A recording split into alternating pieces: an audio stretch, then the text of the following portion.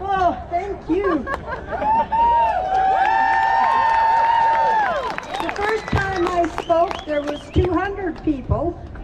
Now look at you, 2,000. I'm Laura Peterson, and I'm thankful for the opportunity to be able to speak to you today. And I want to thank Ryan and Joni for the invitation. What I want to speak today is about what's happening in Canada with this ongoing situation and offer solutions and a call for action. We can all get up here and speak our piece, but we need to find solutions to get this problem resolved. So I'd like to offer up some advice and hope for the future. So I'm a former firefighter and fire service instructor, even though I'm less than 5 foot tall. And I'm the first female fire service instructor in Canada. I was a former town councillor. I'm a business owner of 4 companies. I am a celebrant, so I do marriages and funerals. I became a grief recovery specialist, and I'm still a safety consultant and safety trainer. So I have a motto, and it doesn't matter if you're 50 or 100. I'm going to do it all before I die. Except I'm not going to jump out of a perfectly good airplane. As a senior living in the province for 78 years, I have never seen healthy people being locked down. That's right. When there was measles, chicken pox, those that were sick stayed home, and the healthy went about their business. Right on. So with this, I want to help advance your knowledge, and I would like to share the following. September the 30th, I took part in a workshop on Zoom with the Alberta Construction Safety Association. The workshop was about updating the ACSA members on the new WCB, which is Workers' Compensation Committee, that's been set up to help employers and workers with their WCB claims. The one thing I took away was, and listen to this if you're a worker, if your employer requires you to be vaccinated to work for them, and you have an injury from the vaccine, you can claim it as a WCB injury. So please inform your employer about this fact.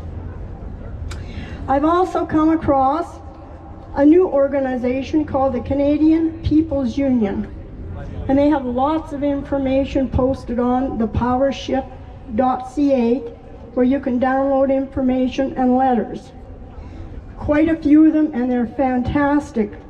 One of them is what employee unions and businesses need to know, and that includes recent court precedents. Another one, the attention to Canadian business owners.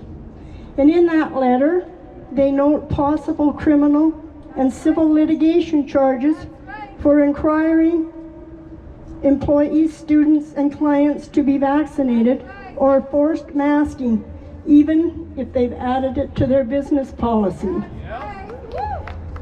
There's also another one for the Canadian business owners, all unions, all federal and provincial employees, all educational institutions, all lawyers and judges. And this letter is addressed to all who are applying illegal coercive measures. So what the People's Union has done, this is the second letter they've sent out, a demand for an investigation into the SARS-CoV-2 criminal malfeasance committed against the citizens of Canada.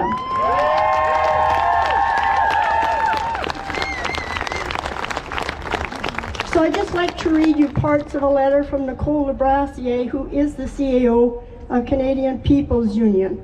And this letter was sent to the Minister of Justice and the Attorney General of Canada.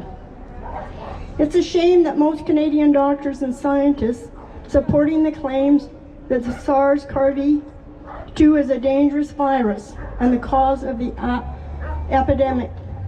But obviously, they haven't read the Canadian isolation of the virus at the beginning of this fiasco.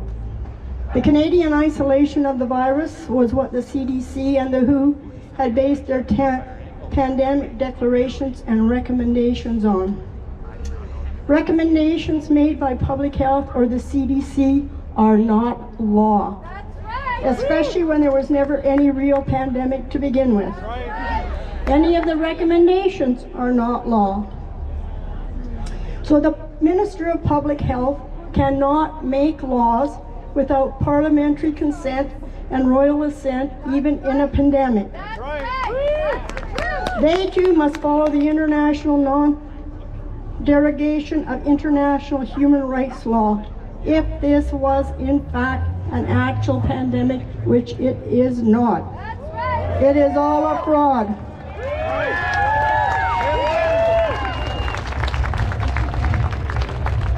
We can't do enough for each other right now. Can you take the time to start a group, whether they're vaxxed or non-vaxxed? We need to come together. Right now, it's not about the vaccines or lockdowns. It's about taking back our human rights and fighting the government.